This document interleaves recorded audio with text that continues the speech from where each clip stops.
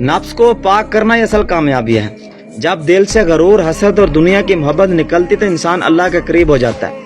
हो सकता है कि मेरी हैरान कौन फतवात ना हो, लेकिन मैं आपको उन शिकस्तों से हैरान कर सकता हूँ जिनसे मैं जिंदा निकल कर आया हूँ।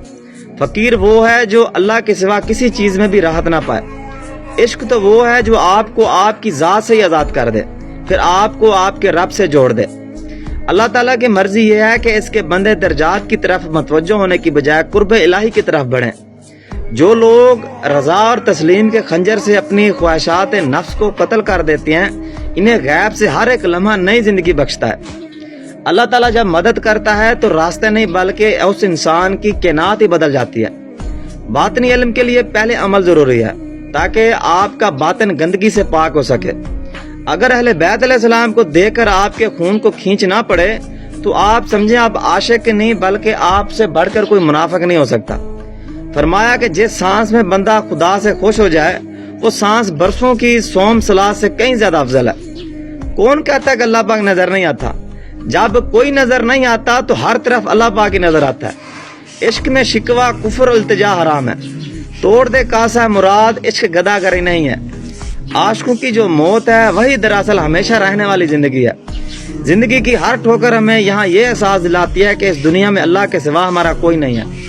आशिक को एक सूरत के सिवा दूसरी सूरत देखना भी हराम है। शरीयत में पानी, तरीकत में आंसू, हकीकत में शौक और मार्फत में इश्क से हमेशा वजू होता है।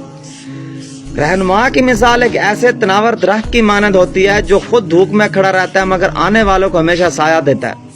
फैज के नजूल का पहला मरकज दिल होता है, इसलिए रहनुमा की तवज्जो दिल पर होती है और तरीकत का पहला असूल भी दिल की सफाई है।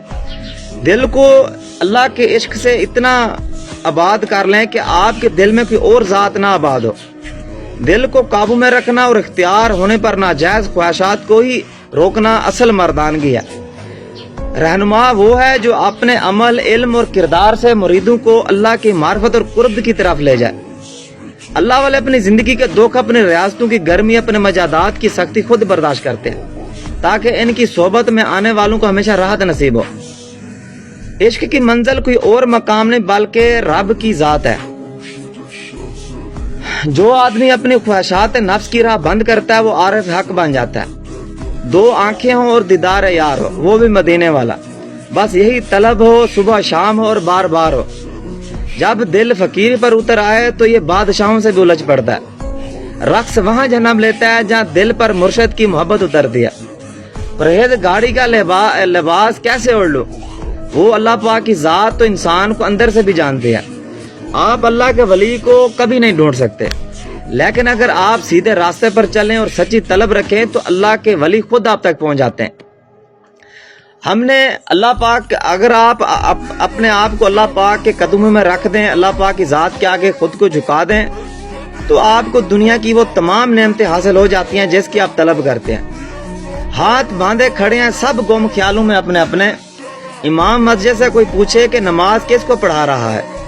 इश्क में सजदा तब जायज है जब आपको उस रूप में वो जात नजर आ जाए, वरना आपका सजदा किसी काम का नहीं। घुटन के मैंने समझ आ गए थे, चोरों को तिजोरी खोलने आए थे लेकिन खिड़की खोल गए। जब दिल दरवेशों से जुड़ जाए तो फिर दुनिया की चमक भी सादगी लगने लगती है। मुल्ला की शरीयत में अल्लाह एक है, लेकिन सूफी की मार्फत में वो एक हर एक में है। इश्क में नाम और निस्ब खत्म हो जाता है। इस रास्ते में फलां इब्ने फलां कुछ नहीं रहता। मुर्शिद पाक की चौखट वो मकाम है जहाँ दिल को सुकून और रूह को भी रास्ता मिलता है, और वो चौखट मदीने वाले की है। मैं आदम जात हूँ, मेरे कई रूप हैं। मैं सोचदा वली ते दिल दा काफिर। कलंदरी राहों पर चलना इतना आसान नहीं होता। यहाँ वो चलते हैं जो सब कुछ अपना कुर्बान करना जानते हो। अपने महबूद को अपना मुहब्ब बना लेने का नाम ही इश्क है।